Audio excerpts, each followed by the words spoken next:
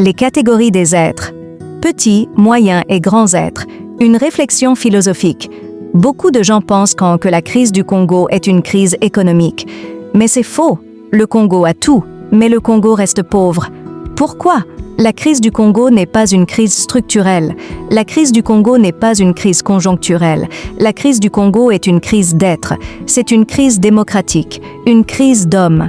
La vraie crise du Congo, c'est qu'il n'y a pas assez de grands êtres et d'êtres moyens. Il existe 3 catégories d'êtres. Les petits êtres. Les petits êtres sont ceux qui vivent pour eux-mêmes. Ils pensent à eux. Ils agissent pour eux. Ils accumulent pour eux. Les petits êtres sont égoïstes, corrompus, manipulateurs, destructeurs. Quand les petits êtres sont au pouvoir, la société s'effondre.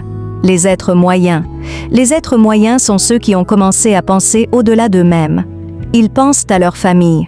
Ils pensent à leur communauté. Ils pensent au bien commun. Les êtres moyens sont altruistes, honnêtes, constructeurs. Quand il y a assez d'êtres moyens, la société progresse. Les grands êtres. Les grands êtres sont ceux qui ont transcendé l'égoïsme complètement. Ils vivent pour les autres. Ils donnent tout pour les autres. Ils sacrifient tout pour le bien collectif.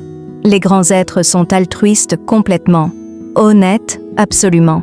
Constructeurs, visionnaires. Quand il y a des grands êtres au pouvoir, la société se transforme. Le Congo a tout.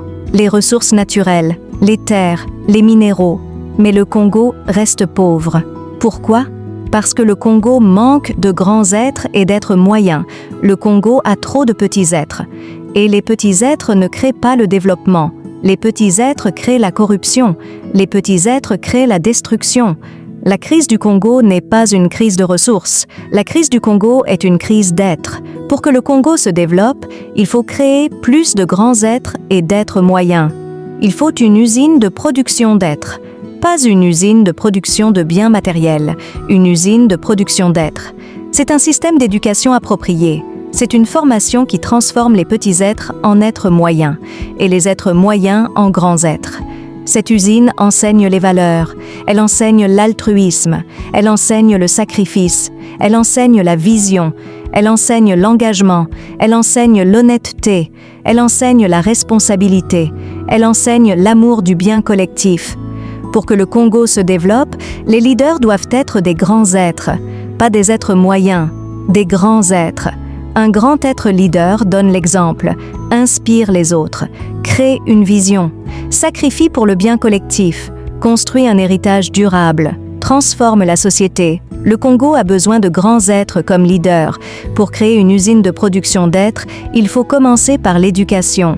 L'éducation actuelle crée des petits êtres. Il faut une nouvelle éducation. Une éducation qui enseigne les valeurs universelles, l'altruisme, le sacrifice, la vision, l'engagement, l'honnêteté, la responsabilité, l'amour du bien collectif. Chacun peut devenir un grand être. Tu n'es pas obligé de rester un petit être. Tu peux te transformer. Tu peux devenir un être moyen. Tu peux devenir un grand être. Mais ça demande du sacrifice. Ça demande de renoncer à l'égoïsme. Ça demande de donner tout. Le Congo a besoin de toi. Pas comme un petit être qui vole et accumule. Comme un grand être qui donne et construit. Le futur du Congo dépend des êtres que le Congo crée. Si le Congo continue à créer des petits êtres, le Congo restera pauvre. Si le Congo crée des êtres moyens et des grands êtres, le Congo se transformera. Conclusion. La crise du Congo est une crise d'être, mais tu peux être la solution. Tu peux devenir un grand être. Tu peux inspirer les autres. Tu peux créer une usine de production d'êtres. Tu peux transformer le Congo. Commence maintenant. Transforme-toi en grand être. Donne tout pour les autres. Sacrifie pour le bien collectif. Sois un grand être. Et le Congo se transformera. Claude Lothaire Mpiana, penseur libre, éducateur, mentor.